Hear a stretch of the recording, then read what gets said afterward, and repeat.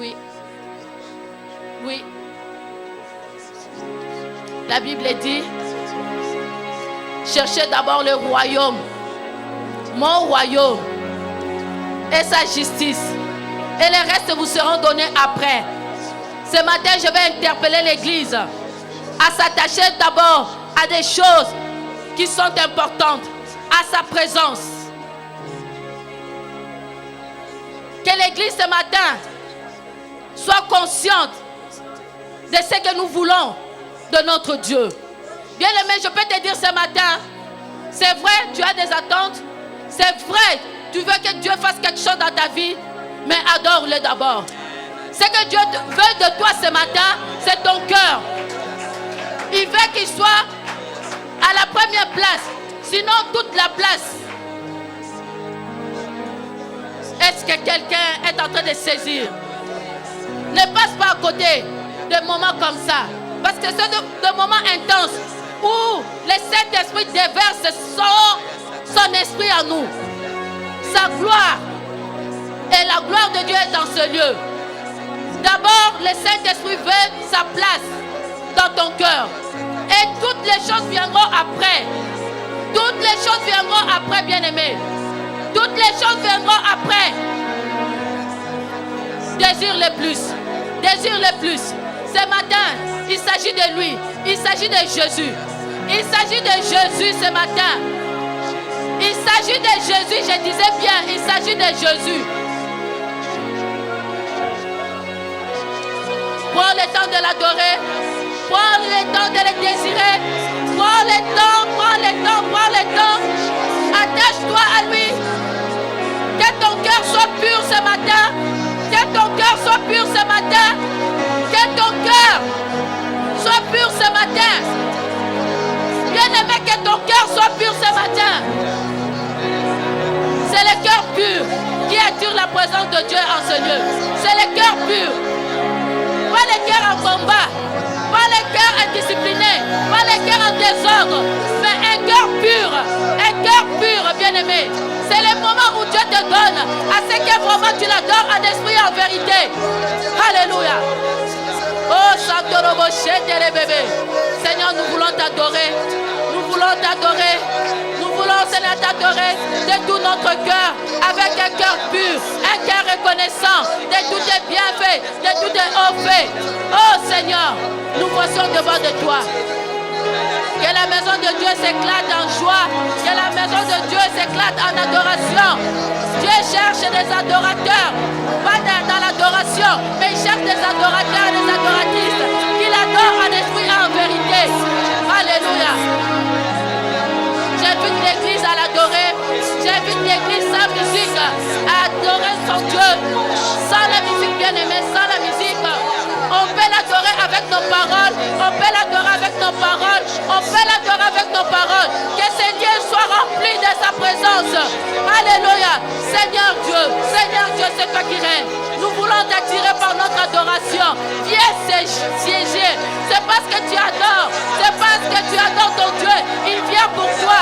Il vient pour toi. Il vient pour toi, bien-aimé. Alléluia. Alléluia. Alléluia. Ouvre ton cœur, bien-aimé. Ouvre ton cœur, bien-aimé. Ouvre ton cœur. C'est maintenant le temps de l'adorer. De lui dire, tu es saint. Tu es saint. Il n'y en a pas un Dieu comme toi. Il n'y a que toi, le Dieu des cieux et de la terre. C'est toi notre Dieu. C'est toi notre Seigneur. Nous n'avons pas un autre Dieu. C'est toi le Dieu tout-puissant. C'est toi que nous adorons. C'est toi qui nous as rachetés. C'est toi qui as payé le prix. C'est toi qui es été à la croix. C'est toi Jésus. C'est la raison pour laquelle nous élevons, nous t'adorons. Nous te rendons des actions de grâce, bien-aimé. Alléluia. Alléluia. Oh Jésus. Oh Koriabashata Rabashaya. Tu n'es pas venu voir un homme ici. Tu n'es pas venu voir un homme. Tu es venu dans sa présence. L'occasion t'est donnée maintenant, bien-aimé. Hey, la présence de Dieu est dans ce lieu. Saisis cette opportunité. Saisis cette opportunité d'ouvrir ton cœur. De le dire, je t'aime Seigneur. Je t'aime. Il n'y en a pas un Dieu comme toi. Je t'aimerai parce que tu m'as aimé. Tu as donné ton fils pour moi. Alléluia. Oh Jésus. Oh Jésus. Ce matin, nous t'offrons le meilleur de nous-mêmes. Ce matin, nous t'offrons le meilleur de nous-mêmes. Ce matin, nous offrons nos cœurs à toi. Oh, Santo Roboshea. Yoto Korabasaya. Oh, Santara Baba. Yetekera Baba. Merci, Seigneur. Merci, Seigneur. Merci, Seigneur. Merci, cher Saint-Esprit. Merci pour ta présence au milieu de nous. Merci de toucher le cœur. Avant que la parole vienne, le Saint-Esprit est en train de faire son travail. Nous allons laisser la place à la parole. Nous allons laisser la place à la parole. Nous allons laisser la place à la parole.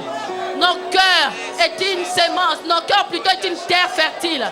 Et cette parole qui vient de la part de Dieu, elle va transformer, elle va changer notre façon de voir. Alléluia. Alléluia, bien-aimé. Je disais Amen. Amen. Amen. La présence de Dieu, bien-aimé. Elle est tout pour nous. Elle est tout pour nous, oui. Elle mérite d'être acclamée, cette présence. La présence de Dieu, elle mérite d'être acclamée. Oui, oui, oui, oui, oui, oui. Ce matin, si tu es ici, c'est par la grâce de Dieu. C'est par la grâce de Dieu. Dieu t'a gardé, Dieu t'a protégé. Il a gardé ta famille. Il a gardé tous tes biens. Il a gardé tes bébés. Alléluia. Alléluia. Alléluia.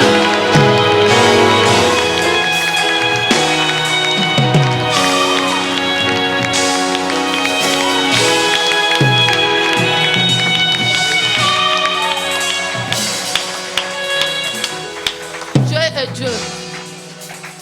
On aime Dieu. Moi, j'aime Dieu pas pour ce qu'il a, mais pour ce qu'il est. Au-delà de ce que tu as demandé et que maintenant tu penses que tu ne les as pas encore trouvés, mais adore ton Dieu. Il est ce qu'il est.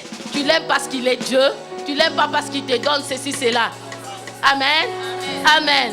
Donc j'encourage l'église à aimer Dieu, même au-delà de ce que tu n'as pas encore reçu. Mais Dieu est Dieu. Il t'aime.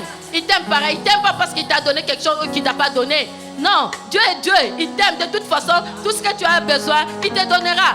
Il n'y a pas de souci là-dessus. Amen. Tout ce que Dieu veut, c'est nos cœurs, nos vies. Amen. Avant que j'appelle l'homme de Dieu, on va chanter sa parole et vérité. Amen. Et puis, pendant que nous chantons, l'homme de Dieu va venir, Pasteur Jérémie, que nous aimons beaucoup.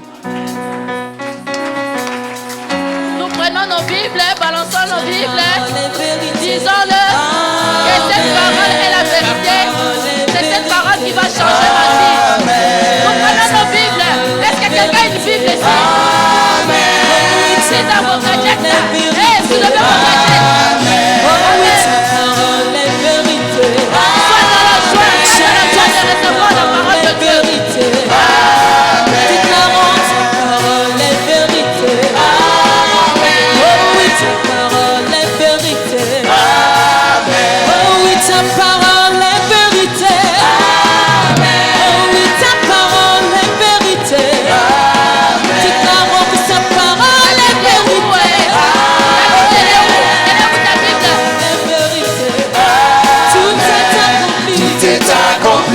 Le voile est déchiré, tout est accompli, victoire.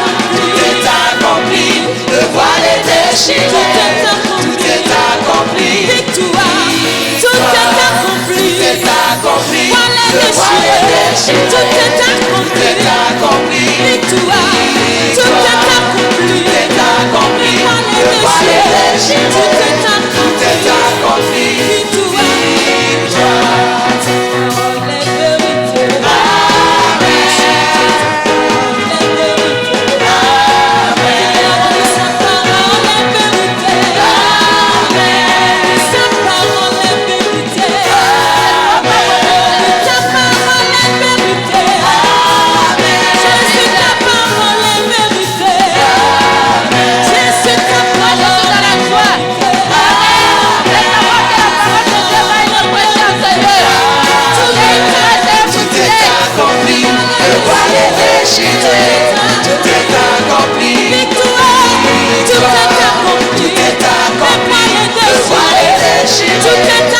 est accompli.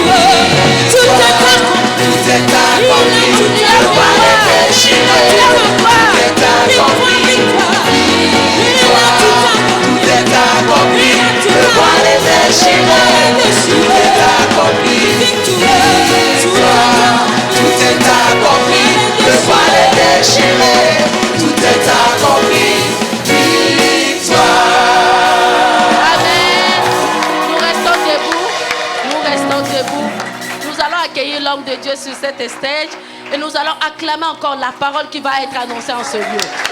Elle est pour toi, elle est pour toi, une victoire, elle est pour toi, la nourriture spirituelle. Si ce matin tu as mangé pour que tu aies de la force, maintenant tu vas manger spirituellement, que tu aies la force, que tu sois fort spirituellement pour affronter. Amen. Amen. Pasteur Jérémie.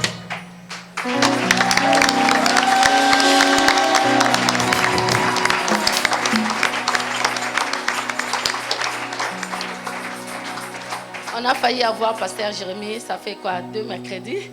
Alors, Dieu a fait qu'il n'était pas disponible. On a eu Pasteur Joël, que nous avons été bénis. Amen. Est-ce que quelqu'un a suivi Pasteur Joël? Amen. Les 2 mercredis, est-ce que quelqu'un a été béni? Amen. Alors voilà, une récompense pour aujourd'hui, pour un bon dimanche qui va nous parler de la part de Dieu. Pasteur Jérémie, nous t'aimons beaucoup. Tu le sais, il n'y a pas besoin de le dire. Et l'église est là.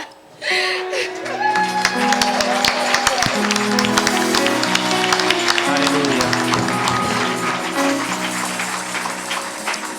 Alléluia, gloire à Dieu. Seigneur, je te remercie pour ta parole et pour ta présence. Merci parce que dès que je suis entré ici, j'ai ressenti ta présence. Merci pour ce lieu, ce temple d'adoration. Merci parce que là où tu trouves des cœurs ouverts à ta parole et à ta présence, tu manifestes toujours Jésus. Seigneur Jésus-Christ, oui, comme l'a dit le pasteur Suzy, il n'y a que toi, Seigneur Jésus. Au-delà de nos attentes, au-delà de nos problèmes, c'est toi que nous voulons voir. C'est toi que nous voulons glorifier. C'est toi que nous voulons connaître. Je te remercie, Saint-Esprit, pour ton ministère. Merci parce que tu viens révéler Jésus-Christ ce matin, au travers de ta parole, au travers de ce que tu fais, de ton action, Saint-Esprit. Merci parce que tu viens révéler dans les cœurs Jésus-Christ, la gloire qui se trouve en Jésus-Christ.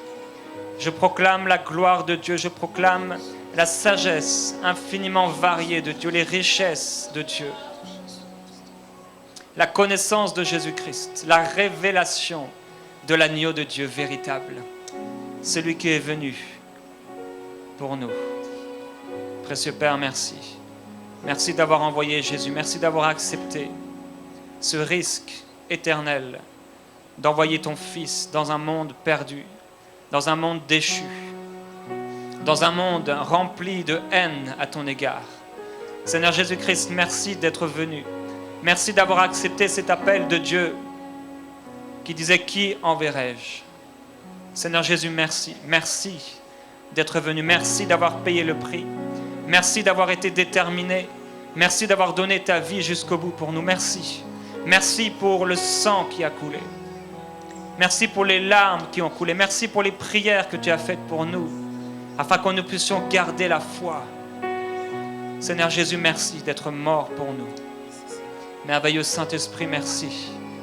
Merci d'avoir ressuscité Jésus-Christ d'entre les morts. Tu n'as pas permis que ton sein voie la corruption. Merci Saint-Esprit parce que c'est toi qui révèles Jésus dans ce lieu. Tu révèles Jésus-Christ et j'accueille ton ministère, Saint-Esprit. Sois le bienvenu, manifeste la vérité. Viens révéler Jésus dans les cœurs, s'il te plaît. Que nous puissions te connaître davantage. Que nous puissions recevoir une révélation plus grande de Jésus. Grandir dans une connaissance qui est ferme, qui est établie, qui est profonde de Jésus-Christ. L'agneau de Dieu, immolé pour nos péchés. Seigneur Jésus, merci. Parce que tout est grâce en toi, tout est privilège, tout est paix, tout est joie, tout est bénédiction. Oh, tout est amour en toi. Nous t'aimons, Seigneur Jésus. Nous aimons ta présence. Nous aimons ta vie. Nous aimons qui tu es, la nature qui se trouve en toi. Seigneur Jésus, nous aimons tout de toi. Nous aimons le prix que tu as payé. Nous aimons ton exemple. Nous aimons les pas que tu as laissés sur cette terre. Nous aimons tes paroles. Tu es la parole de Dieu, parole de vie, parole de vérité, parole d'espérance. Nous aimons ta présence. Cette présence qui vient nous vivifier. Cette présence qui vient nous fortifier. Cette présence qui ne nous abandonne pas. Tu l'as dit, je ne vous abandonnerai pas. Oh Seigneur Jésus, merci parce que tu as dit dans ta parole que tu n'abandonnerais pas, que tu ne délaisserais pas, que tu ne rejetterais pas celui qui vient à toi. Mais tu as dit, approchez-vous de moi et je m'approcherai de vous. Seigneur Jésus, ce matin, nous nous approchons de toi. Au travers de la louange et au travers de l'adoration, nous nous approchons de toi au travers de ta parole. Alors que je parle ta parole, je crois que des révélations surnaturelles descendent dans le cœur de plusieurs personnes. Je crois, Père, que des personnes naissent de nouveau, qu'elles reçoivent une révélation de Jésus. Je crois, Père, que tes enfants entrent dans une grâce plus profonde, dans une connaissance plus profonde, dans une révélation plus grande de qui tu es, de ta nature, de Jésus-Christ, le Fils de Dieu véritable, Dieu éternel, Dieu immortel, Dieu de gloire. Père, merci. Oh, merci pour cette douce présence de Dieu. Alléluia. Gloire à toi, Seigneur Jésus-Christ. Nous t'adorons. Alléluia. C'est une joie pour moi que d'être au milieu de vous ce matin.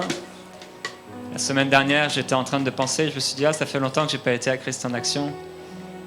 Et cette semaine, c'est ça, pasteur Suzy m'a invité. Je remercie les pasteurs pour leur invitation encore. Et je vous invite à vous asseoir si vous voulez bien.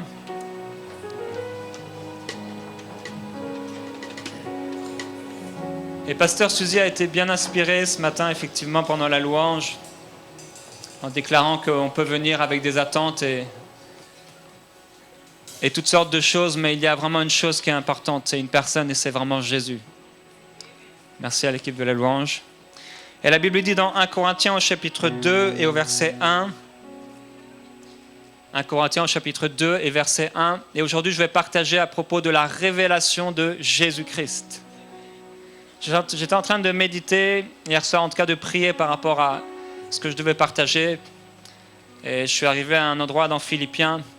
Et là, dans mon cœur, ça résonnait « Parle-leur de Jésus ». Et ça peut paraître simple, mais on s'aperçoit qu'en fait, il y a de moins en moins de gens qui parlent de Jésus. Il y a de moins en moins de messages où on trouve le nom de Jésus-Christ. Et c'est tellement important de parler de celui qui nous a sauvés. Pour moi, frère, lorsque je suis allé chez vous, ce n'est pas avec une supériorité de langage ou de sagesse que je suis allé vous annoncer le témoignage de Dieu. Car je n'ai pas jugé bon de savoir autre chose parmi vous, sinon Jésus-Christ. Et Jésus-Christ crucifié. Et c'est de ce Jésus dont nous allons parler aujourd'hui. Et je vous invite vraiment à ouvrir vos cœurs à une révélation plus profonde de Jésus. Une révélation plus grande de Jésus. Dans Hébreux chapitre 12, et ce sera mon verset de référence, Hébreux chapitre 12, au verset 1 à 3, après avoir parlé de tous ces modèles de foi, de tous ces exemples de foi,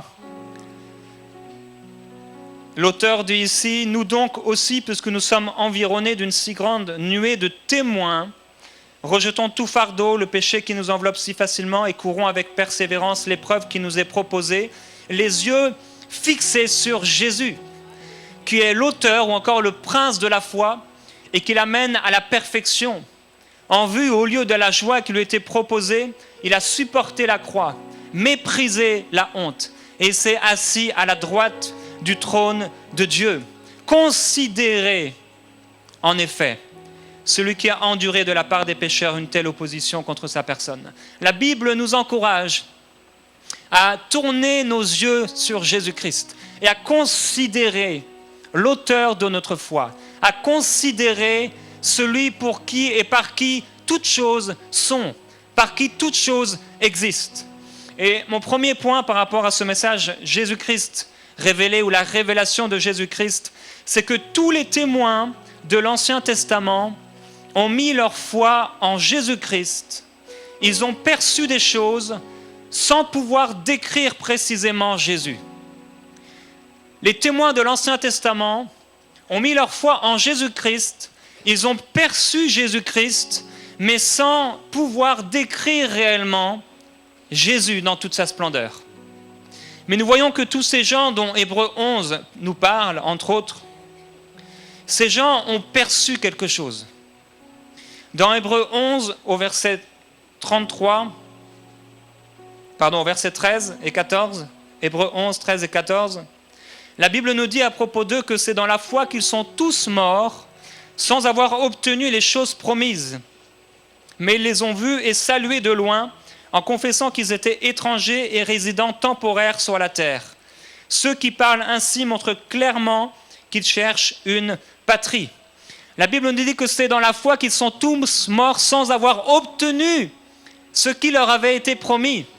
Et parfois, lorsque nous prions pendant un certain temps, nous arrivons à ce passage et nous disons, bon, tous ces témoins sont morts sans avoir reçu ce qui leur avait été promis. Mais gloire à Dieu, Jésus-Christ est venu dans ce monde pour que nous puissions recevoir tout ce qu'il a payé pour nous. Donc tous ces témoins, ils ont vécu sur la terre et ils avaient la foi. La Bible dit qu'ils ont vu et salué de loin. Ils ont cherché une patrie. Ils cherchaient quelque chose. En fait, ils cherchaient quelqu'un. La Bible nous montre au verset suivant, au verset 16, mais en réalité, ils aspirent à une patrie meilleure, c'est-à-dire céleste. Donc, ils aspiraient à une patrie céleste. Ils aspiraient à Jésus-Christ. Mais tous ces gens qui étaient là, tous ces témoins dont la Bible nous parle, ils percevaient Christ, mais ils ne réussissaient pas à toucher Christ. Ils percevaient comme une ombre, comme on peut percevoir une ombre, sans savoir s'il s'agit d'un homme ou d'une femme. Ils percevaient quelque chose, ils percevaient Jésus-Christ. Ils cherchaient Christ. Un peu plus loin, on lit au verset 24, à propos de Moïse. Moïse a reçu une révélation plus grande de Jésus-Christ. Puisque la Bible dit, c'est par la foi que devenu grand, Moïse refusa d'être appelé fils de la fille de Pharaon, aimant mieux être maltraité avec le peuple de Dieu que d'avoir la jouissance éphémère du péché. La Bible dit, il estimait en effet que l'opprobre du Christ était une plus grande richesse que les trésors de l'Égypte, car il regardait plus loin vers la récompense. Mais qu'est-ce que Moïse regardait? Vers quoi étaient tournés ses regards? La Bible dit qu'il a considéré l'opprobre de Christ, les douleurs et les souffrances de Christ, mais il ne connaissait pas Christ. Il n'avait pas entendu parler de Christ. Il n'avait pas lu dans les évangiles qu'est-ce que Jésus-Christ avait accompli. Il n'avait pas entendu parler de la croix. Il n'avait pas entendu parler de Golgotha, ni du jardin de Gethsémane, ni du tombeau ouvert, ni de Christ ressuscité. Mais pourtant, il regardait vers quelqu'un. Il percevait par son esprit que quelqu'un allait venir. Et dans son esprit, il y a une soif qui est née.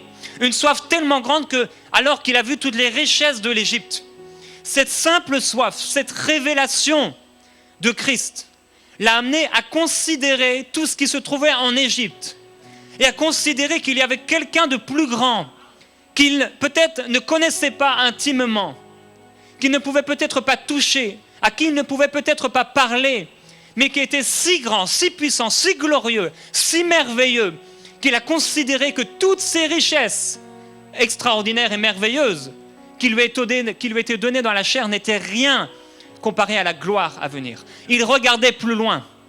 Moïse a considéré l'opprobre de Christ sans même connaître Christ dans la chair. Il a vu quelque chose que beaucoup n'ont pas vu. Il a considéré et vu ce que le peuple d'Israël n'avait pas vu. Ils habitaient dans la même génération, à la même époque, au même moment, dans le même temps. Et pourtant, Moïse a eu une révélation différente parce que son cœur poursuivait Dieu. Cet homme aurait pu vivre et demeurer dans l'état où il était, où il avait tout abondamment. Combien de chrétiens prient pour avoir l'abondance? Combien de gens prient pour avoir mari, épouse, enfants, argent, travail? Il avait toutes ces choses, tout ce qu'il voulait. Et pourtant, il a regardé toutes ces choses qui sont si souvent le seul sujet de prière des enfants de Dieu. Et il a dit, mais toutes ces choses ne sont rien comparé à quelqu'un. Je ne peux pas le percevoir pleinement, mais je sais qu'il vient. Et ce sera ma récompense. La connaissance que j'aurai de lui sera ma récompense. Moïse, il n'aurait pas pu mettre de mots sur ce qu'il ressentait. Il n'aurait pas pu peut-être écrire à propos de Christ, mais il distinguait la vie et l'existence de Jésus. Il distinguait la vie et l'existence, la nature du Christ. Et oui, comme l'a dit le pasteur, nous avons besoin de retourner à Jésus-Christ. Nous avons besoin de retourner à cette révélation. Nous ne pouvons pas oublier l'auteur de notre salut. Nous ne devons pas oublier la richesse de notre salut, l'espérance glorieuse qui se trouve en Jésus-Christ. Nous lisons dans 1 Pierre au chapitre 1 et au verset 10.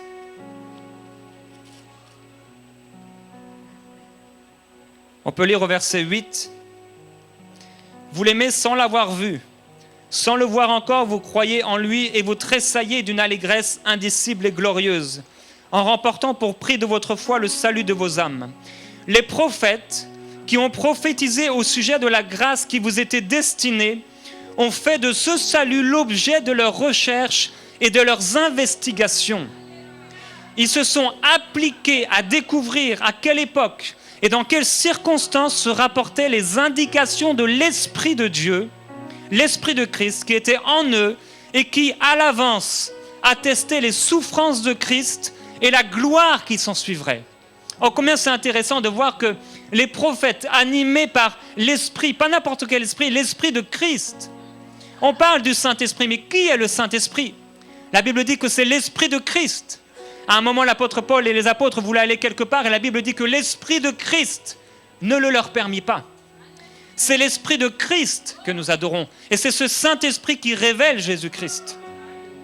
La Bible nous dit que ces prophètes, après avoir prophétisé au sujet de cette grâce, de ce salut, après avoir prophétisé, ont commencé à rechercher. Ils ont commencé à investiguer. Ils ont fait des investigations. Ils ont recherché. La Bible dit que se sont même appliqués. Ils se sont appliqués à connaître Christ. Comme des scientifiques s'appliquent à rechercher, à connaître quelle est cette cellule, de quoi est-elle composée, comment je peux la connaître, comment je peux la définir. Et après, ils vous font des schémas d'une cellule, ils vous font des schémas d'un élément si compliqué, si précis à la fois. De la même façon, ces prophètes ont recherché Christ. Et plus ils l'ont recherché, et plus ils ont découvert Christ.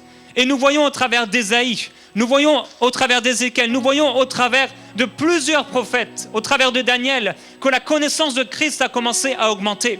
Et au sein d'Israël, il est apparu une vérité très claire. Il y a quelqu'un qui va venir. Il y a un Messie qui va venir. Mais chacun avait une pensée de Christ. Chacun avait une pensée de comment Christ serait. Et lorsque Jésus-Christ est venu, la Bible dit qu'ils ne l'ont pas reconnu. Parce qu'ils s'étaient fait une pensée de Jésus qui n'était pas la réalité. Donc, ils percevaient simplement. Mais ils ont recherché, recherché et recherché encore. Tous ces témoins dans l'Ancien Testament avaient une perception de Christ. Ils percevaient Christ, mais sans pouvoir le connaître. Mon deuxième point, c'est que le Saint-Esprit, c'est le Saint-Esprit qui parlait et révélait Christ à toutes ces personnes. On a lu au verset 11. Ils se sont appliqués à découvrir à quelle époque et à quelles circonstances se rapportaient les indications de l'Esprit de Christ qui était en eux. On parle ici de l'onction des prophètes.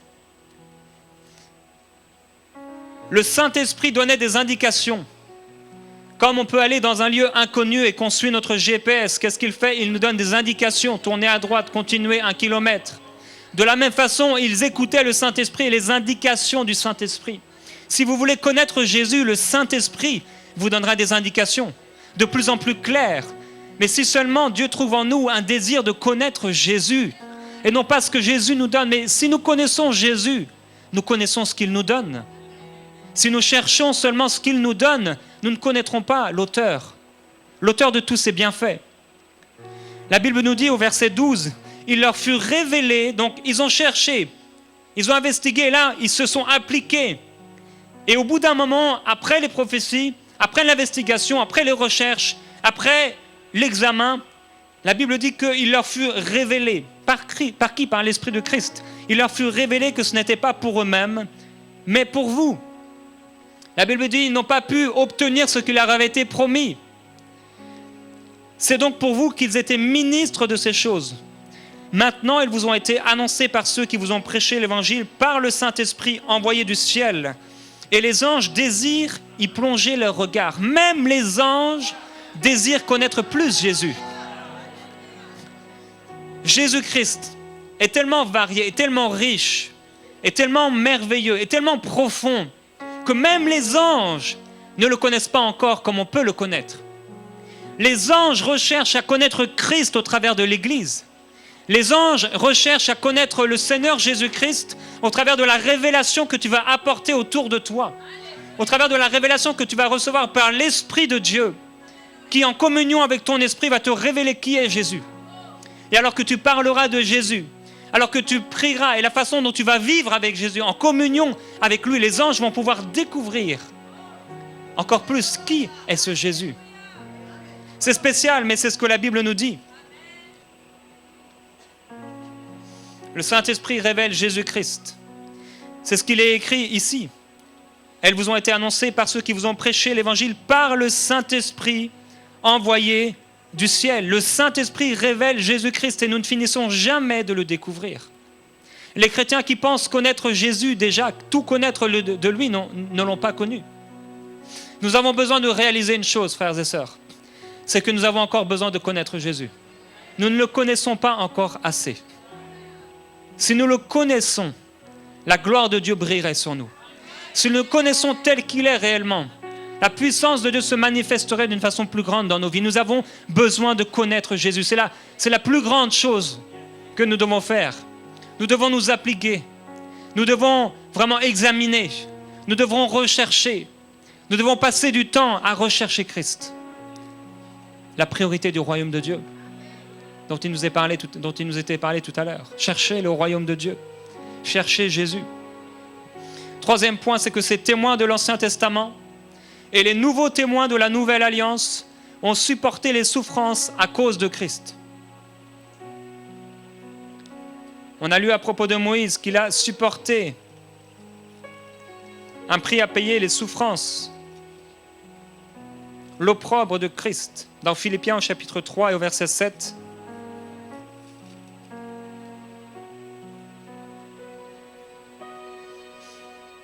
il y a cette parole puissante de l'apôtre Paul. Il dit « Mais ce qui était pour moi comme un gain, je l'ai considéré comme une perte à cause de Christ. » C'est étonnant, mais c'est la même parole que Moïse. C'est la même attitude qu'on retrouve en Moïse. C'est la même façon de penser, c'est la même mentalité. En fait, on s'aperçoit que lorsqu'on s'approche de Jésus, plus on s'approche de lui et plus on réalise que les choses de cette terre sont vaines. Plus on s'approche de Jésus et plus on réalise que les choses de cette terre sont passagères et que oui, nous sommes passagers sur la terre. Oui, il y a une souffrance. Oui, il y a un prix à payer. Mais combien c'est ridicule par rapport à la gloire à venir. Combien c'est infime. Combien c'est petit par rapport à Christ. Lorsque nous le voyons, la Bible dit qu'on est éclairé de joie. Lorsque nous le voyons, ça veut dire qu'il y a une gloire de Dieu qui vient sur nous. Lorsque nous sommes réellement en communion avec lui, il y a quelque chose qui vient sur nous, qui descend sur nous. Il dit, et même je considère tout comme une perte à cause de l'excellence de la connaissance de Jésus-Christ. Est-ce que nous connaissons cette excellence de la connaissance de Jésus-Christ? Ou alors est-ce que lorsque le pasteur dit aujourd'hui je vais prêcher à propos de Jésus, est-ce qu'il y a comme quelque chose à l'intérieur de nous qui dit, ah, j'aurais préféré qu'il me parle d'autre chose. J'aurais préféré qu'il me parle de richesse, d'onction ou de je ne sais quoi, ou de mariage. L'excellence de la connaissance de Jésus-Christ, mon Seigneur. À cause de lui, j'ai accepté de tout perdre et je considère tout comme des ordures afin de gagner Christ. Il veut gagner Christ. Et au verset 10, mon but est de le connaître lui, ainsi que la puissance de sa résurrection et la communion de ses souffrances, en devenant conforme à lui dans sa mort, pour parvenir si possible à la résurrection d'entre les morts. Les témoins de l'Ancien Testament, les témoins de la Nouvelle Alliance, ont enduré des souffrances à cause de Jésus. Il y a des souffrances qu'on peut vivre à cause du Seigneur Jésus. Ce sont des persécutions. Tous n'en vivent pas, mais la Bible dit pourtant que ceux qui veulent vivre pieusement en Jésus-Christ seront persécutés. Il y a des choses qu'on peut vivre au travail, il y a des choses qu'on peut vivre dans notre foyer, il y a des injustices qu'on peut vivre directement à cause du nom de Jésus-Christ qui est rattaché à notre nom. Il y a des choses qu'on peut vivre parce qu'on a dû aller quelque part, parce que Christ nous a appelés à cet endroit-là, parce que Christ nous a appelés à faire et à marcher dans cette mission. Et à cause de cela, nous vivons des persécutions, nous vivons des coups durs, Nous vivons des manques parfois. La Bible nous montre que tous ces témoins, ils ont vécu cela. Ils ont souffert cela. Mais dans toutes ces choses, la Bible dit que nous sommes plus que vainqueurs. Par celui qui nous a aimés, par Jésus-Christ qui nous a aimés. Quatrièmement, ces témoins ne pouvaient pas pleinement recevoir ce qui leur avait été promis avant que l'Église existe et que l'évangile de gloire parvienne aux païens. Ces témoins ne pouvaient pas pleinement recevoir ce qui leur avait été promis avant que l'Église existe et que l'évangile de gloire parvienne aux païens. Et nous lisons dans Hébreux, au chapitre 11, au verset 35, au sujet de toutes ces personnes, des femmes retrouvèrent leur mort par la résurrection. D'autres furent torturées et n'acceptèrent pas de délivrance, afin d'obtenir une résurrection meilleure. D'autres éprouvèrent les moqueries et le fouet, bien plus les chaînes et la prison. Ils furent lapidés, sciés, ils furent tués par l'épée, mis à l'épreuve. Ils allèrent çà et là vêtus de peau de brebis et de peau de chèvre, dénués de tout, opprimés, maltraités, eux dont le monde n'était pas digne, errant dans les déserts, les montagnes, les cavernes et les antres de la terre. Et tous ceux-là, qui avaient reçu par leur foi un bon témoignage, n'ont pas obtenu ce qui leur avait été promis. Car Dieu avait en vue quelque chose de meilleur pour nous, afin qu'ils ne parviennent pas sans nous à la perfection. Ces gens n'ont pas reçu ce qui leur avait été promis à cause de nous. C'est impressionnant. Ils n'ont pas reçu toutes les promesses que Dieu leur avait données à cause de toi et à cause de moi. Parce qu'ils devaient nous attendre. La Bible nous montre dans l'Apocalypse qu'il y a l'âme de ceux qui ont été égorgés à cause de Christ et qui crient et qui disent à Dieu jour et nuit, Maître saint et véritable, juste, jusqu'à quand? Pourquoi tardes-tu à venger le sang de tes serviteurs? Ils nous attendent. Il y a des gens qui nous attendent. Et ces gens nous ont attendus, ils ont souffert à cause de nous. Ils auraient aimé recevoir, mais ils n'ont pas pu recevoir. Aujourd'hui, la Bible dit que tout est accompli. Nous n'avons plus besoin d'attendre pour recevoir, parce que Christ est derrière nous. Et Christ est en nous. Et Christ est avec nous. Et il a tout payé pleinement pour que nous puissions recevoir guérison, délivrance, restauration, réconciliation, paix, abondance et joie. Que nous puissions tout recevoir. La Bible dit que tout vient d'en haut, du Père des Lumières, duquel il n'y a ni ombre ni changement de variation. Mais tout a été fait pour Christ et par lui et pour lui. Nous avons tout reçu par Jésus et pour Jésus. Tout nous vient de lui. Aujourd'hui, nous ne sommes plus dans le temps de l'attente. Nous sommes dans le temps de la réception. Nous sommes dans le temps de la révélation. Nous sommes dans le temps où nous pouvons voir, non plus comme ces hommes et ces femmes pouvaient percevoir et ils ne pouvaient pas toucher. Aujourd'hui, nous pouvons toucher le bord du vêtement de Jésus. Des hommes et des femmes ont touché le bord du vêtement de Jésus. La Bible dit qu'ils se jetaient sur lui, littéralement. Ils pouvaient toucher Jésus. Mais même tous ces gens, ou en tout cas un grand nombre qui l'avaient touché, n'ont pas reçu la révélation. Nous avons besoin non seulement de toucher Jésus, mais nous avons besoin de recevoir une révélation plus grande du Seigneur Jésus-Christ. Le Seigneur Jésus-Christ, l'apôtre Paul, qui avait vécu dans la gloire, qui avait vécu dans la richesse, qui avait vécu dans l'enseignement, qui avait vécu dans la gloire des hommes, les hommes qui l'aimaient, les hommes qui le glorifiaient. La Bible dit qu'il a rejeté toutes ces choses pour une personne, pour la connaissance de Jésus-Christ. Il préférait souffrir dans sa chair. Il préférait souffrir des tribulations à cause de Christ pour le connaître davantage. Il a même été jusqu'à cette révélation complètement folle d'un point de vue humain, où il s'est dit, mais plus je vais souffrir dans la chair, et plus je vais connaître Jésus-Christ dans ses souffrances. Une révélation plus grande. Aujourd'hui, lorsque nous vivons des persécutions, lorsque nous vivons des temps difficiles, nous supplions Dieu, Père, s'il te plaît, éloigne ces choses de moi. L'apôtre Paul disait, au contraire, je veux vivre les souffrances de Christ, je veux compléter les souffrances de Christ. Est-ce que Christ n'a pas achevé son travail? Oui, il a achevé son travail. Mais au travers de l'Église, Jésus continue. Voilà pourquoi l'apôtre Paul voulait compléter le travail de Christ. La Bible dit que les disciples allaient, ils partageaient l'Évangile et l'Esprit de Dieu travaillait avec eux. Et il opérait des signes et des choses. C'est ce que Christ veut faire en nous. Et nous commençons à entrer dans ces choses lorsque nous entrons dans une révélation plus grande de qui est Jésus. L'évangile, lorsqu'il a été donné aux païens, la révélation de Christ a commencé à être manifestée. Avant, il n'y avait pas de révélation de Jésus.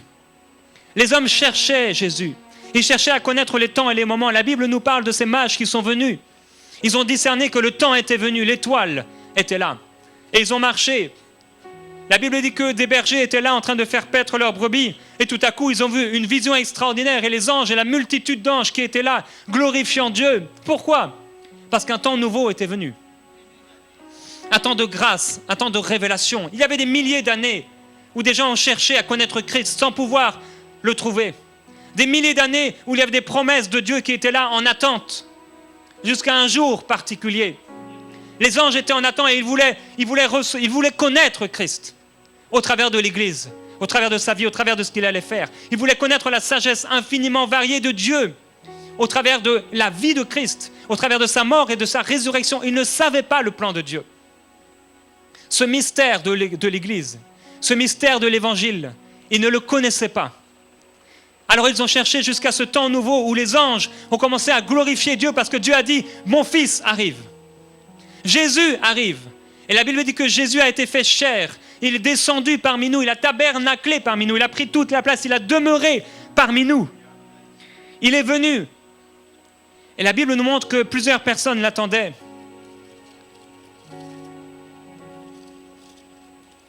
Je crois que c'est dans Luc, au chapitre 1.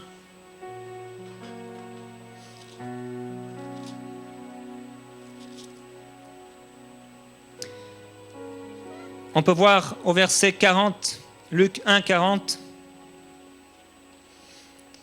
La Bible dit, elle entra dans la maison de Zacharie et salua Élisabeth. Dès qu'Élisabeth entendit la salutation de Marie, son enfant tressaillit dans son sein. Élisabeth fut remplie du Saint-Esprit et s'écria d'une voix forte, « Tu es bénie entre les femmes et le fruit de ton sein est béni. Comment m'est-il accordé que la mère de mon Seigneur vienne chez moi ?» Quand Jésus est là, la gloire arrive. Quand Jésus est là, la révélation arrive. Quand Jésus est là, l'honneur arrive. À cause de Christ en toi, la Bible dit que c'est l'espérance de ta gloire, de la gloire. Quand Christ est vraiment en toi, il y a une révélation. Les gens se comportent différemment avec toi à cause de celui qui vit en toi. La Bible nous montre un peu plus loin au verset 59, alors que, à propos de Zacharie, Zacharie va voir Jean.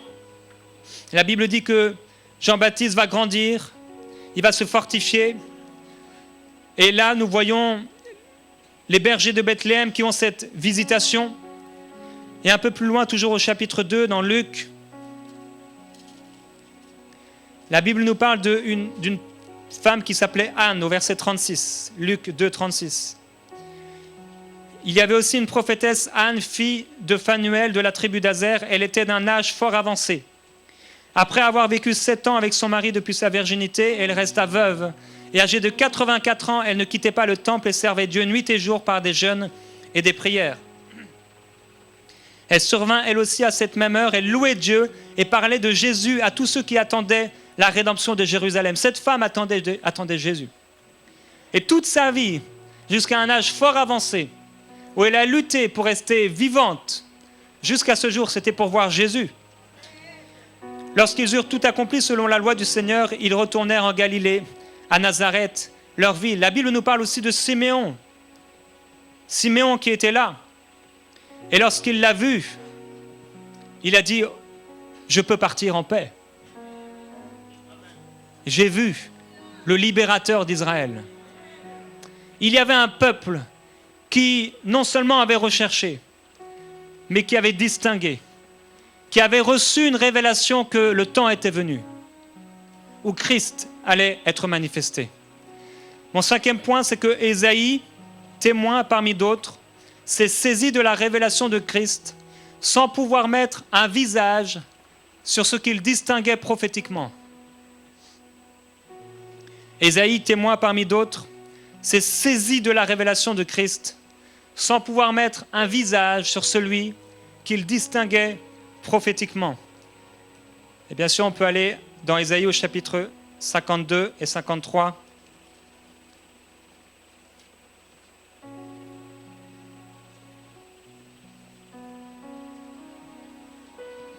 Ésaïe 52 au verset 13.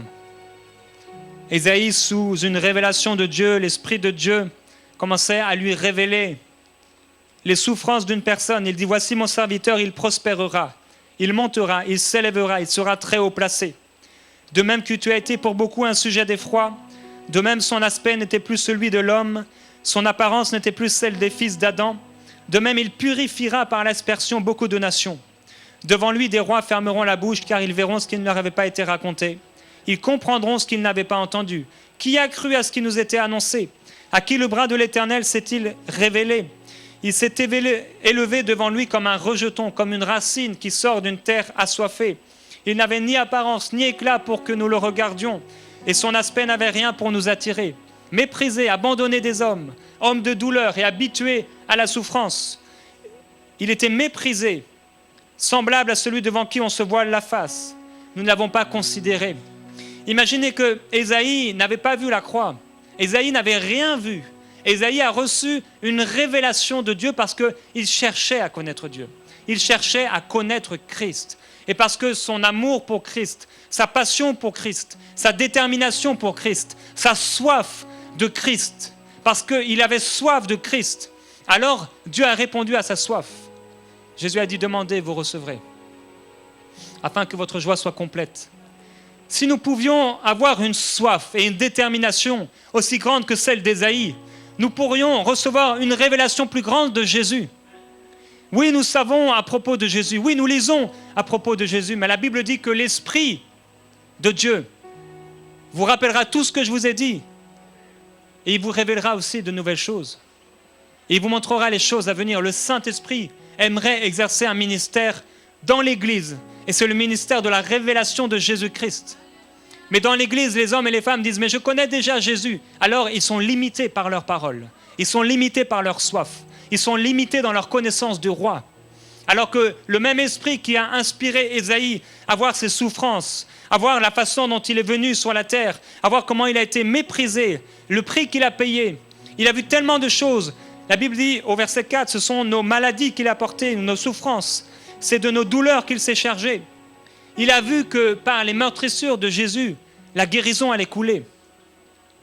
Il a reçu une révélation tellement grande, il a vu combien il avait été semblable à l'agneau qu'on mène à la boucherie, à une brebis muette. Il n'a pas ouvert la bouche. Il a vu qu'il n'a pas crié dans les rues. Il a vu qu'on a mis son sépulcre parmi les riches. Et il a aussi vu qu'il a plu à l'Éternel de le briser par la souffrance, que c'était dans le plan de Dieu. Et il a vu qu'après les tourments de son âme, au verset 11, cet homme rassasierait ses regards par la connaissance qu'ils auront de lui. Ésaïe 53, 11. Mon serviteur juste justifiera beaucoup d'hommes et se chargera de leurs fautes. Ésaïe a perçu qu'il y aurait un homme qui, après les tourments de son âme, allait rassasier ses regards par la connaissance qu'ils auront de lui. Comment Jésus rassasie ses regards aujourd'hui? C'est par la connaissance que nous avons de sa personne. Ésaïe a perçu ces choses. Et malgré ces choses qui étaient écrites, comme je l'ai dit tout à l'heure, et c'est mon 6e point, ni le monde, ni les religieux, ni la famille de Jésus, ni ses propres disciples n'ont réussi à connaître Christ lorsqu'il était dans la chair. Ni le monde, ni les religieux, ni la famille de Jésus, ni ses propres disciples n'ont réussi à connaître Christ lorsqu'il était dans la chair. La Bible nous dit dans Jean au chapitre 1 et au verset 1, « Au commencement était la parole, et la parole était avec Dieu, et la parole était Dieu. » Nous parlons de Jésus ici. Elle était au commencement avec Dieu. Toutes choses ont été faites par elle, et rien de ce qui a été fait n'a été fait sans elle. Jésus connaît tout, tous tes problèmes, toutes tes circonstances, tout le monde, tous les hommes, il connaît tout. En elle était la vie, et la vie était la lumière des hommes. La lumière luit dans les ténèbres, et les ténèbres ne l'ont pas reçue. Il y eut un homme envoyé de Dieu, son nom était Jean. Il vint pour servir de témoin, pour rendre témoignage à la lumière afin que tous crussent par lui. Il n'était pas la lumière, mais il parut pour rendre témoignage à la lumière. Cette lumière était la véritable lumière qui, en venant dans le monde, éclaire tout homme. Elle était dans le monde, et le monde a été fait par elle, et le monde ne l'a pas connue. Elle est venue chez les siens, et les siens ne l'ont pas reçue. Mais à tous ceux qui l'ont reçue, à ceux qui croient en son nom, elle a donné le pouvoir de devenir enfants de Dieu, lesquels sont nés non du sang, ni de la chair, ni de la volonté de l'homme, mais de Dieu. Le monde a reçu Christ, a vu Christ, mais ne l'a pas reçu dans son cœur. Nous lisons dans Jean chapitre 7 et au verset 5,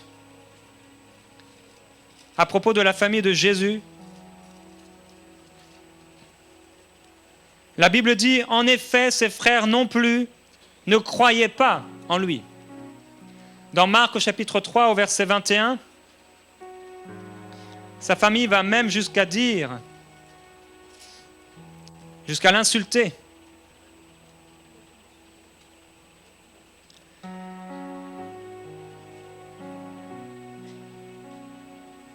La Bible dit ici, et les scribes qui étaient descendus de Jérusalem dirent, Belzébul est en lui, c'est par le prince des démons qu'il chasse les démons. Et un peu plus loin, nous voyons que la famille de Jésus va dire, il est fou, ne l'écoutez pas. Ils étaient en train d'évangéliser contre Jésus. Il est fou, ne l'écoutez pas. Ni le monde, ni sa famille, ni les pharisiens n'ont connu Christ. Au verset 27 de Matthieu 12,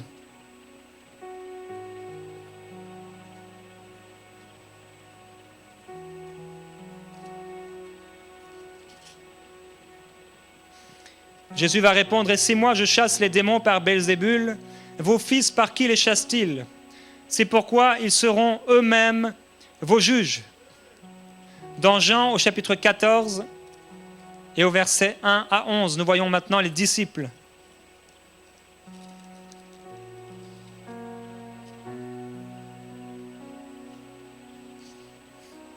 Jean 14, 1, « Que votre cœur ne se trouble point, croyez en Dieu et croyez en moi. Il y a beaucoup de demeures dans la maison de mon Père, sinon je vous l'aurais dit, car je vais vous préparer une place. Donc si je m'en vais et si je vous prépare une place, je reviendrai, je vous prendrai avec moi, afin que là où je suis, vous y soyez aussi. Et où je vais, vous en savez le chemin. » Thomas lui dit, « Seigneur, nous ne savons pas où tu vas, comment en saurions-nous le chemin ?» Jésus lui dit, « Moi, je suis le chemin, la vérité et la vie. Nul ne vient au Père que par moi. » Et Jésus va dire à ses disciples, « Si vous me connaissiez, vous connaîtriez aussi mon Père. Et dès maintenant, vous le connaissez, vous l'avez vu. » Mais là, Philippe va lui dire, les disciples étaient travaillés dans leur cœur, parce que leur mentalité n'était pas prête à recevoir cette vérité. Philippe a dit, « Seigneur, montre-nous le Père, et cela nous suffit. » Et Jésus va lui dire, « Il y a si longtemps que je suis avec vous, Philippe, et tu ne m'as pas connu. Celui qui m'a vu a vu le Père. Comment dis-tu, montre-nous le Père? Ne crois-tu pas que je suis dans le Père et que le Père est en moi? Les paroles que je vous dis ne viennent pas de moi-même, le Père qui demeure en moi accomplit ses œuvres. Croyez-moi, je suis dans le Père et le Père est en moi. » Un peu plus loin, chapitre 16 et au verset 29. Après que Jésus ait repris ses disciples sur qui il était, Jésus essayait de faire comprendre aux disciples la vérité.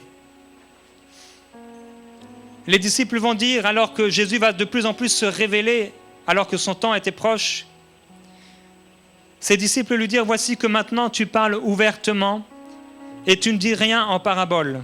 Maintenant nous savons que tu sais toutes choses et que tu n'as pas besoin que personne t'interroge. C'est pourquoi nous croyons que tu es sorti de Dieu. » Jésus leur répondit, « Vous croyez maintenant ?» Et vous voyez même dans ces déclarations des disciples, il y avait encore le doute qui était là. Il y avait encore des questionnements qui étaient là sur la nature réelle de Jésus. Et les disciples, au bout d'un moment, ils ont cru. Dans Jean 17, Au verset 25, Jésus va dire, dans Jean 17, 25, « Père juste, le monde ne t'a pas connu, mais moi je t'ai connu, et ceux-ci ont connu que tu m'as envoyé. » Au bout d'un certain temps, les disciples ont connu effectivement que Christ était envoyé de Dieu. Mais il n'y a pas un moment sur la terre, lorsque Jésus était en chair, où les disciples ont pu recevoir Jésus-Christ, où ils ont pu connaître Jésus réellement, intimement. Oui, Pierre, à un moment, va recevoir une révélation par l'Esprit de Dieu. Et nous lisons ça dans Matthieu au chapitre 16 et au verset 17. Et c'est mon 7e point, c'est que c'est par révélation que nous pouvons connaître Christ. C'est par révélation que nous pouvons connaître Christ. Sans révélation, pas de connaissance. Dans Matthieu 16, 17, Jésus va lui répondre, « Tu es heureux, Simon, fils de Jonas, car ce ne sont pas la chair et le sang qui t'ont révélé cela, mais c'est mon Père qui est dans le ciel. » Pierre a reçu surnaturellement une révélation qu'il n'était pas encore en mesure de porter. Jésus-Christ, Fils de Dieu. Et même après cette révélation, nous savons que Pierre va vivre certaines réalités dans la chair. Et la Bible nous montre que c'est dans Jean 20, 22, où quand Jésus va souffler dans les disciples, qui vont recevoir cet esprit de révélation, cet esprit de réveil, cet esprit qui révèle Jésus. C'est par une révélation de l'Esprit de Dieu que Pierre a su que Jésus était le Fils de Dieu. Et c'est par une révélation de Jésus que Saul de Tarse a aussi su que Christ était le Fils de Dieu. Il le dit dans Galates au chapitre 1 et au verset 12. L'apôtre Paul va dire, au verset 11, on peut lire « Je vous déclare, frères, que l'évangile qui a été annoncé par moi n'est pas de l'homme, car moi-même je ne l'ai ni reçu ni appris d'un homme, mais par une révélation de Jésus-Christ. » L'évangile, c'est une révélation qui s'impose dans le cœur d'une personne, qui l'amène à voir Christ, qui l'amène à connaître Christ. Et l'apôtre dira dans 2 Corinthiens, au chapitre 5 et au verset 16, il dit ainsi, dès maintenant, nous ne connaissons personne selon la chair, même si nous avons connu Christ selon la chair, maintenant nous ne le connaissons plus de cette manière. C'est par une révélation que nous connaissons Jésus. Oui, peut-être que, alors que nous sommes sur la terre, nous n'aurons pas l'occasion de toucher physiquement Jésus. Peut-être que nous n'aurons même pas l'occasion de le voir d'une manière physique, en recevant une vision, par le discernement des esprits. Mais par contre, nous pouvons recevoir une révélation encore plus grande, que même si nous le voyons devant nous. Vous pouvez voir quelqu'un et ne pas le connaître. Vous pouvez même vivre avec quelqu'un et ne pas savoir ce qui est dans son cœur. Par contre, la Bible dit que l'Esprit de Dieu connaît les choses qui appartiennent à Dieu. Et ces choses nous sont révélées à nous qui marchons avec Dieu. Nous pouvons recevoir une révélation beaucoup plus grande que les prophètes, beaucoup plus grande que les disciples, beaucoup plus grande que même les premiers apôtres. Parce que l'Esprit de Dieu a été répandu sur toute la terre. Et la Bible dit que plus le temps va avancer, et plus la connaissance de Dieu et la connaissance de la gloire de Dieu va remplir la terre, nous pouvons connaître Christ comme personne ne l'a jamais connu. Et nous sommes appelés par l'Esprit de Dieu à rechercher Jésus-Christ. Car l'Esprit de Dieu, c'est l'Esprit de Christ. C'est l'Esprit qui révèle Christ.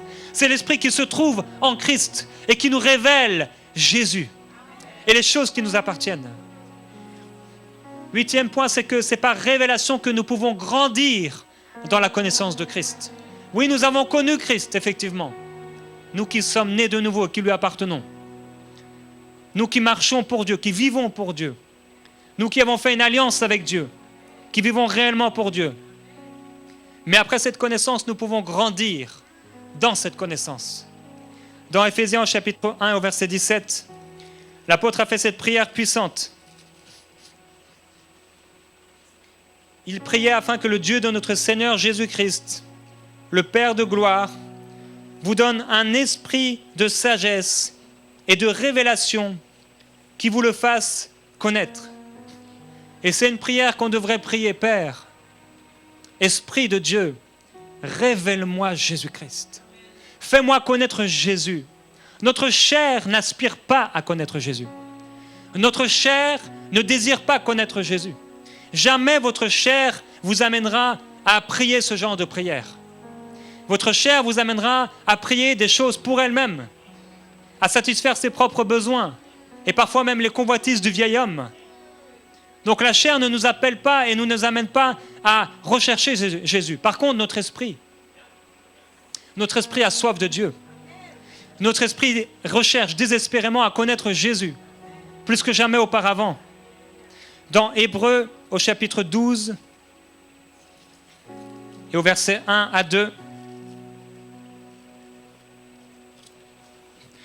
nous avons lu, nous donc aussi, puisque nous sommes environnés d'une si grande nuée de témoins, rejetons tout fardeau et le péché qui nous enveloppe si facilement, et courons avec persévérance l'épreuve qui nous est proposée, les yeux fixés sur Jésus, qui est l'auteur de la foi, ou le prince de la foi, et qui l'amène à la perfection. Notre foi peut se perfectionner. Notre connaissance de Christ peut aller de gloire en gloire. Nous pouvons connaître Christ aujourd'hui plus que hier. Et la Bible nous appelle à aller de gloire en gloire. Comment nous allons de gloire en gloire? Ce n'est pas à cause des choses qui se passent dans notre vie. C'est à cause de la connaissance que nous avons de lui. Plus nous le connaissons et plus la gloire se reflète. Plus nous le connaissons et plus nous vivons des choses glorieuses dans sa présence. Dieu nous appelle à une intimité, une profondeur, une intimité avec lui. De la même façon qu'on peut aller dans une intimité profonde avec quelqu'un et vivre quelque chose d'intime avec peut-être notre épouse ou notre époux. C'est tellement intime. Nous ne pourrions pas faire ça en public parce que c'est intime. Mais de la même façon, il y a une intimité. Il y a quelque chose de tellement précieux. Il y a quelque chose de tellement intime. C'est tellement précieux. Les choses révélées pour les enfants de Dieu. Il y a les choses que l'Esprit de Christ, il vit en nous. Il veut nous les révéler. Il veut nous apprendre à connaître Jésus. Il veut nous donner des révélations que nos mots ne peuvent pas dire. Je peux parler de Jésus et vous pouvez parler de Jésus, mais nos mots sont tellement limités. La Bible nous montre, il y a un verbe qui s'appelle, c'est oida. Et c'est le verbe qu'a utilisé l'apôtre Paul pour dire quand il a plu au Père de révéler en moi son Fils. Oida, c'est cette connaissance intime révélée. C'est une connaissance, c'est une révélation qui vient sur nous, que les mots ne peuvent pas peut-être décrire. Et nous sommes nés non de la chair et du sang, mais la Bible dit de l'Esprit. Et c'est dans l'Esprit que Christ est révélé. Dans Jean chapitre 15 au verset 26, Jésus a parlé de cela. Jésus a prophétisé le ministère du Saint-Esprit, le ministère qui est tellement délaissé, tellement incompris. On parle du Saint-Esprit souvent dans la guérison, on parle du Saint-Esprit dans l'onction, mais il y a encore beaucoup plus que ça. Dans Jean 15, 26, il dit « Quand sera venu le Consolateur que je vous enverrai de la part du Père, l'Esprit de vérité qui provient du Père, il rendra témoignage de moi. » Est-ce que le Saint-Esprit rend témoignage de Christ dans votre esprit? Est-ce qu'il vous parle de Jésus? Est-ce qu'il vous parle à propos du Christ? Un peu plus loin, au verset 13 du chapitre 16, à nouveau, il dit « Quand il sera venu, lui, l'Esprit de vérité, il vous conduira ou alors il vous dirigera dans toute la vérité. Car ses paroles ne viendront pas de lui-même, mais il parlera de tout ce qu'il aura entendu et vous annoncera les choses à venir. » Le Saint-Esprit entend les choses qui se passent dans le trône de Dieu, où Jésus est assis à sa droite. Lui me glorifiera, parce qu'il prendra de ce qui est à moi et vous l'annoncera. Sans le Saint-Esprit, nous ne pouvons pas connaître Jésus. Le Saint-Esprit va glorifier Jésus-Christ. J'ai réalisé dans ma propre vie qu'à partir du moment où j'ai vécu des choses plus grandes avec le Saint-Esprit a rempli ma bouche de louanges pour la gloire de Jésus. La Bible dit que notre louange, ce que Dieu aime, ce qu'il trouve agréable, ce sont des lèvres qui confessent le nom de Jésus. Ça fait plaisir au cœur de Dieu. Le Saint-Esprit t'amènera toujours à glorifier Jésus. Le Saint-Esprit te révélera de plus en plus Jésus. Le Saint-Esprit t'amènera dans des moments intenses dans la présence de Jésus. Le Saint-Esprit t'amène et il te pousse à te soumettre à Jésus. Il te pousse à dire « Seigneur Jésus, prends toute la place. Fais ce que tu veux de moi. » C'est le Saint-Esprit, c'est l'Esprit de Christ qui t'amène à prier ce genre de prière. Parfois nous prions et nous ne réalisons pas que nous prions inspirés par le Saint-Esprit. Nous ne réalisons pas que les prières et les paroles que nous disons, ce sont les paroles de l'Esprit de Christ. Lorsque nous prions, Saint-Esprit, révèle Jésus en moi. Révèle Jésus, je veux connaître Jésus. La Bible dit qu'on ne peut pas prier ce genre de prière si ce n'est pas l'Esprit de Christ qui les prie au travers de nous. Dans 1 Corinthiens au chapitre 2 et au verset 9, l'apôtre Paul dit « Mais c'est comme il est écrit, ce que l'œil n'a pas vu, ce que l'oreille n'a pas entendu, et ce qui n'est pas monté au cœur de l'homme, tout ce que Dieu a préparé pour ceux qu'il aime. À nous, Dieu nous l'a révélé par l'Esprit. » Ça, c'est révélation dans l'Esprit. Car l'Esprit sonde tout, même les profondeurs de Dieu. Qui donc parmi les hommes connaît ce qui est en l'homme, ce qui concerne l'homme, si ce n'est l'Esprit de l'homme qui est en lui? De même, personne ne connaît les choses qui sont en Dieu, si ce n'est l'Esprit de Dieu. Or, nous n'avons pas reçu l'Esprit du monde, mais l'Esprit qui vient de Dieu, afin de savoir ce que Dieu nous a donné par grâce. Qu'est-ce que Dieu nous a donné par grâce? C'est Jésus. C'est Jésus. Nous pouvons grandir dans la connaissance de Christ. Et Dieu nous appelle en tant qu'Église à grandir dans cette connaissance.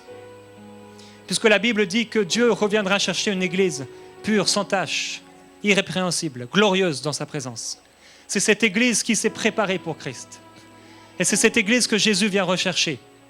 Une épouse qui s'est parée de ses plus beaux habits. Une épouse qui, non pas au dernier moment, va essayer d'acheter de l'huile quelque part, avec de l'argent un peu artificiel, non. Une épouse qui sait, au travers de ses œuvres, au travers de sa soif de Dieu, s'est cousu ses propres vêtements. Elle s'est préparée, comme une épouse qui se prépare pour son mariage. Quelle épouse oublierait sa robe en ayant un cerveau dans le crâne? Et pourtant, beaucoup parmi les enfants de Dieu oublient leur robe, oublient leurs vêtements, et ils marchent tous les jours de la vie sans soif de Dieu. Et ils pensent que Dieu va les accueillir dans sa présence comme si rien n'était. La Bible dit que nos œuvres passeront par le feu et nous connaîtrons réellement quelle est l'œuvre de chacun. Le Seigneur connaît très bien quel est notre désir et pourquoi nous faisons les choses. Et c'est au travers de nos vies, au travers des 24 heures qui se passent les uns après les autres, au travers du lundi, du mardi et du mercredi et de chaque jour qui passe, que Dieu peut voir si réellement l'épouse se prépare. Nous sommes des épouses dans nos maisons. Nous sommes des épouses dans nos foyers. Nous sommes des épouses alors que nous marchons dans ce monde. Et Dieu regarde est-ce que l'épouse se prépare. Christ scrute de la même façon que les prophètes faisaient des investigations. Et ils recherchaient Christ et les temps et les moments. De la même façon, l'Esprit de Christ recherche et il scrute en toi le temps et le moment où tu seras prêt. Il recherche une épouse. Et l'épouse dort avec son époux. L'épouse, la Bible dit que son corps ne lui appartient pas. Elle se donne à son époux. L'épouse se soumet à son époux. L'épouse ira même jusqu'à vivre pour faire plaisir à son époux. L'épouse ira jusqu'à travailler de nuit comme de jour et à faire toutes sortes d'activités et avoir des servantes et des servantes pour que l'époux soit bien. L'épouse, à la porte de la ville, elle dit des bienfaits de son mari. C'est l'épouse. C'est l'épouse qui se prépare. Et plus le temps va passer, et plus des prophètes vont se lever dans la francophonie pour parler de l'épouse et pour parler de la préparation de l'épouse. Et l'Esprit de Christ, cet esprit qui était dans les prophètes dans l'Ancien Testament, va se manifester d'une façon glorieuse dans cette nouvelle alliance dans laquelle nous sommes, pour préparer l'épouse à ce qui vient. Car Jésus revient chercher son épouse. Il a été prophétisé depuis longtemps qu'un jour vient où la trompette de Dieu va sonner, à la voix d'un archange et à la trompette de Dieu. Les morts en Christ vont ressusciter. Et nous tous qui sommes encore vivants, nous serons enlevés dans les ciels avec Jésus-Christ à la rencontre du roi de gloire. Et nous le verrons face à face. Nous sommes dans ce temps glorieux, dans le temps où nous allons voir Jésus et nous allons être élevés vers le ciel, vers lui. Ma petite fille qui va avoir bientôt 10 ans, elle me dit presque chaque jour, depuis un bon moment, j'ai hâte que Jésus vienne nous chercher. Est-ce que Dieu peut trouver cette hâte en nous? Est-ce que Dieu peut trouver cette attente en nous? Depuis combien de temps n'avons pas dit à Jésus, comme ces gens qui sont là dans l'Apocalypse et qui disent « Jésus, viens, Seigneur, viens, Seigneur, viens ». Depuis quand n'avons-nous pas prié cette prière sincère, tout seul, à la maison, dans nos voitures, dans notre intimité, dans nos lits, à genoux, dans notre lieu d'intimité? Le Seigneur Jésus vient chercher une épouse glorieuse, une épouse qui s'est préparée. La vie sur cette terre n'est pas une histoire d'argent, la vie sur cette terre n'est pas une histoire de famille. La vie sur cette terre n'est pas une histoire de travail, c'est une histoire d'un amoureux qui nous aime et d'une relation que nous avons avec lui. Et c'est au travers de cette relation que nous développons que toute notre vie sur cette terre se construit. Si ce n'est pas Christ qui construit la maison, ceux qui construisent en vain. Ça ne sert à rien de construire si ce n'est pas Christ qui vous a parlé. Si ce n'est pas par l'Esprit de Christ que vous êtes dirigé. On a besoin d'être dirigé par l'Esprit de Christ. Et pour terminer, 9e point, c'est que le monde satanique combat contre cette révélation. Dans 1 Corinthiens chapitre 2, toujours au verset 8, la Bible dit qu'il prêche cette sagesse de Dieu mystérieuse et cachée, au verset 7, que Dieu avait prédestiné avant les siècles pour notre gloire. Et au verset 8, il est écrit « Aucun des princes de ce siècle ne l'a connu, car s'il l'avait connu, il n'aurait pas crucifié le Seigneur de gloire. » Le monde satanique s'attaque à cette révélation de Jésus-Christ parce que la révélation de Christ rappelle leur défaite. Aucun des princes de ce monde ne l'avait connu. Aucun des princes de ce monde n'ont réalisé qu'en tuant Jésus, ils allaient le multiplier partout dans l'esprit des gens qui allaient le recevoir. Si le monde satanique avait réalisé ce mystère caché depuis la nuit des temps, ils auraient travaillé de tout leur cœur et de toute leur force pour que personne ne s'en prenne à Jésus. Ils auraient travaillé pour que jamais Jésus ne puisse être tué. Ils auraient travaillé de tout leur cœur pour cela. Mais ça a été la plus grande défaite de Satan. Et cela a révélé son manque d'intelligence divine. Cela a révélé son manque et tout ce qu'il a perdu lors de sa chute. La Bible dit, tu étais en Éden et tu marchais parmi toutes les pierres précieuses.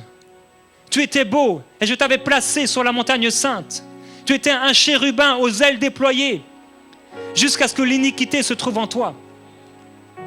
Mais il a été projeté sur la terre. Et dans sa chute, tout ce qui était de Dieu, tout ce qui était beau en lui, il l'a perdu dans sa chute. Il n'a pas connu.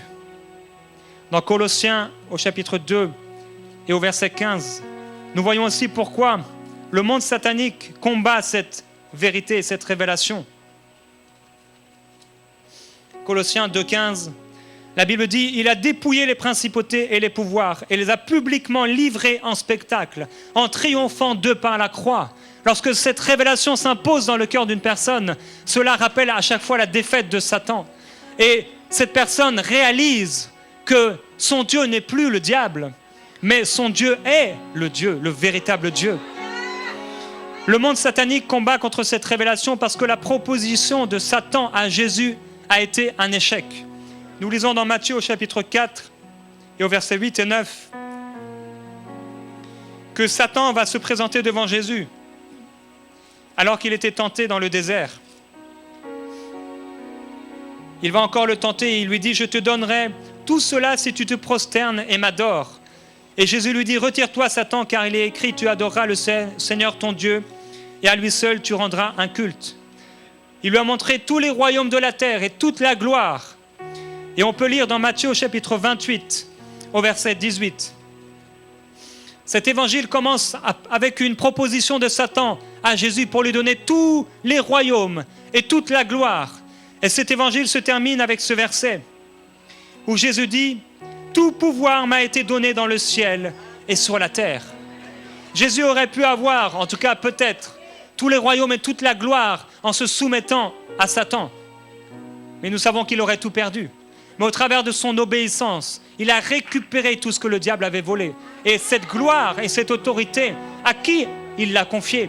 À l'Église. Elle nous appartient en Christ. Le monde satanique combat contre cette révélation parce qu'ils perdent des âmes. Chaque âme sauvée est un rappel de l'échec de Satan. Dans Actes chapitre 26 et au verset 18, je vais bientôt terminer. La Bible va dire, à propos de l'apôtre Paul, « Je t'ai pris du milieu de ce peuple et des païens vers qui je t'envoie pour leur ouvrir les yeux, afin qu'ils se tournent des ténèbres vers la lumière et du pouvoir de Satan vers Dieu, et qu'ils reçoivent le pardon des péchés et un héritage avec ceux qui sont sanctifiés par la foi en moi. » Nous avons été sanctifiés par la foi en Christ. Et à chaque fois qu'une âme se détourne des ténèbres et arrive à la lumière, à chaque fois c'est un rappel de l'échec de Satan. Et le monde satanique ne veut pas que les gens reçoivent cette révélation et ne veulent pas que l'Église grandisse dans cette révélation parce qu'ils œuvrent contre Christ. Et lorsqu'ils attaquent les enfants de Dieu, par exemple par la maladie ou par le manque, leur but, comme je l'ai déjà dit ici, n'est pas de rendre les chrétiens malades, mais de faire en sorte que dans la maladie, le chrétien se détourne de Dieu et accuse Dieu. C'est le but ultime de Satan. Le but ultime de Satan n'est pas de rendre quelqu'un malade ou de rendre quelqu'un pauvre, parce qu'un pauvre peut glorifier Dieu par ses actes. Un pauvre peut continuer à amener des âmes à Jésus. Un malade peut même continuer à annoncer l'évangile dans son hôpital, là où il est. Non, ce que le diable veut faire lorsqu'il attaque un enfant de Dieu, c'est que cette personne commence à accuser celui qui l'a créé, commence à accuser l'esprit qui vit en lui, commence à se détourner du roi de gloire. Voilà pourquoi le monde satanique œuvre contre cette révélation. Il œuvre contre cette révélation par des esprits de séduction. Dans 1 Timothée au chapitre 4 et au verset 1, nous lisons 1 Timothée 4, 1. Mais l'Esprit dit expressément, l'Esprit de Christ, que dans les derniers jours, quelques-uns abandonneront la foi pour s'attacher à des esprits séducteurs et à des doctrines de démons. Dans 2 Jean au chapitre 1 au verset 7, Jean va parler à nouveau de ces esprits. Car dans le monde sont entrés plusieurs séducteurs qui ne confessent pas Jésus-Christ venu dans la chair. Voilà le séducteur et l'antichrist. Nous avons entendu parler de sectes qui ne reconnaissaient pas la divinité de Jésus-Christ. Nous avons entendu de toutes sortes de choses et de religions même. Et une des religions qui, entre guillemets, fonctionne le mieux dans ce monde, qui ne reconnaît pas que Christ est le Fils de Dieu, qui ne reconnaît pas que nous pouvons et nous devons adorer Dieu. Mais cette religion va grandir encore et ces esprits de séduction vont continuer à travailler. Parce que la Bible le dit, que l'Esprit dit expressément que dans les derniers temps, il va y avoir des esprits de séduction dans l'Église. Et l'une de ces actions, c'est de faire douter de la divinité de Jésus-Christ. Peut-être tu es là aujourd'hui et tu doutes en toi-même. Et il y a des pensées sataniques qui t'amènent à douter de la divinité de Jésus. Et tu dois rejeter ces choses. Parce que ce sont des esprits de séduction. Et si tu commences à lire et à t'entretenir et à rechercher des choses par rapport à pourquoi Jésus ne serait pas Dieu, tu vas te faire attraper par ces esprits de séduction qui ne reconnaissent pas Jésus comme étant le Fils de Dieu. Oui, Jésus est le Fils de Dieu. Oui, Jésus est Dieu. Oui, nous devons adorer Dieu. Et pourquoi nous savons que Jésus est Dieu? Non pas seulement parce qu'un livre nous en parle, et ce n'est pas n'importe quel livre, oui, mais parce que nous l'avons connu par l'Esprit. Et voilà la grande différence avec toutes les autres religions du monde. Vous pouvez parler à n'importe qui. Demandez-leur, est-ce que vous connaissez par l'Esprit ce que vous êtes en train de me dire? Et vous pouvez leur dire, je connais intimement, dans mon esprit, que Jésus-Christ est le Fils de Dieu, qu'il est mort pour moi, je le sais, je sais que je sais. Et c'est la grande différence avec la religion. Nous connaissons Christ. Le diable va attaquer aussi au travers d'hommes charnels, on pourrait lire ça dans Philippiens 3. Et jusqu'au bout dans leur haine, la Bible dit dans Apocalypse 17, 14, qu'ils vont essayer d'attaquer l'agneau. Et la Bible dit que l'agneau les vaincra. Oh oui, l'agneau va les vaincre. L'Esprit de Christ en nous. Et pour terminer mon 10e point, c'est que nous devons nous revêtir de cette révélation et nous fortifier en elle.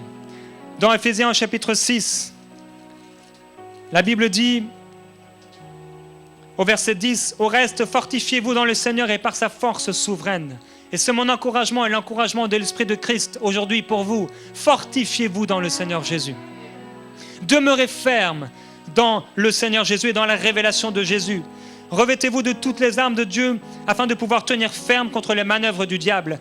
Car nous n'avons pas à lutter contre la chair et le sang. Rappelez-vous comment nous avons reçu la révélation de Jésus-Christ. Comment Pierre a reçu la révélation de Jésus-Christ. Jésus lui dit, ce n'est pas la chair et le sang qui t'ont révélé ces choses, mais mon Père qui est dans le ciel. Il dit ici, on n'a pas lutté contre la chair et le sang, mais contre les principautés, les pouvoirs, les dominateurs des ténèbres d'ici-bas, les esprits du mal dans les lieux célestes. Qu'est-ce qu'ils font, tous ces esprits-là? C'est qu'ils essaient de montrer un Jésus qui n'est pas le Fils de Dieu. C'est qu'ils essaient d'enlever la divinité de Christ, ce qui en fait la puissance. La Bible dit de ces gens religieux, éloigne-toi de ces gens-là, parce qu'ils en renient ce qui en fait la puissance. Qu'est-ce qui fait la puissance de l'Évangile? C'est la divinité de Jésus-Christ. Un dernier verset dans Philippiens, au chapitre 4, et au verset 1 et verset 7. C'est pourquoi, frères bien-aimés, que je désire vivement revoir ma joie et ma couronne, demeurer ainsi ferme dans le Seigneur, mes bien-aimés. Et verset 7, et la paix de Dieu qui surpasse toute intelligence, gardera vos cœurs et vos pensées en Jésus-Christ. Dieu désire trouver en nous Jésus-Christ. Et j'aimerais simplement vous inviter à fermer les yeux simplement un instant. Je crois que le Saint-Esprit révèle Jésus. Il a révélé au travers de ce message, mais au-delà des mots, son esprit révèle dans notre esprit l'esprit de Christ. Et j'aimerais faire un appel, si toi qui es là aujourd'hui, tu n'as pas reçu cette révélation de Jésus. Tu ne peux pas dire, oui, je sais que Jésus est le Fils de Dieu. Je sais qu'il est mort pour moi. Si tu réalises ces choses et que tu veux que Jésus vienne habiter dans ton cœur, si tu es prêt aujourd'hui à t'abandonner à Jésus et à faire de Jésus ton sauveur, là où tu es simplement, lève la main. Et tout ce que je vais faire simplement, c'est te faire répéter une prière de consécration à Dieu, d'acceptation de ce que Jésus a fait pour toi. Si aujourd'hui tu vas accepter le Seigneur, tu peux simplement, là où tu es, lever ta main. Alléluia. Est-ce qu'il y a quelqu'un qui veut recevoir Jésus?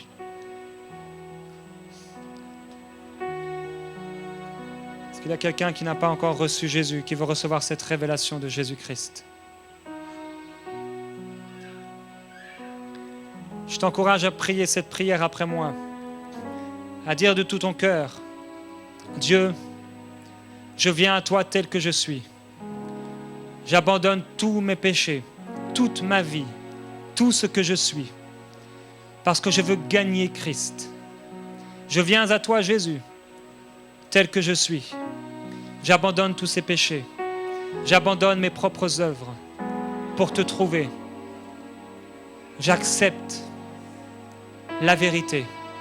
Je crois, Jésus, que tu es effectivement mort pour moi, que tu es venu me donner ta vie, que je deviens aujourd'hui ton enfant.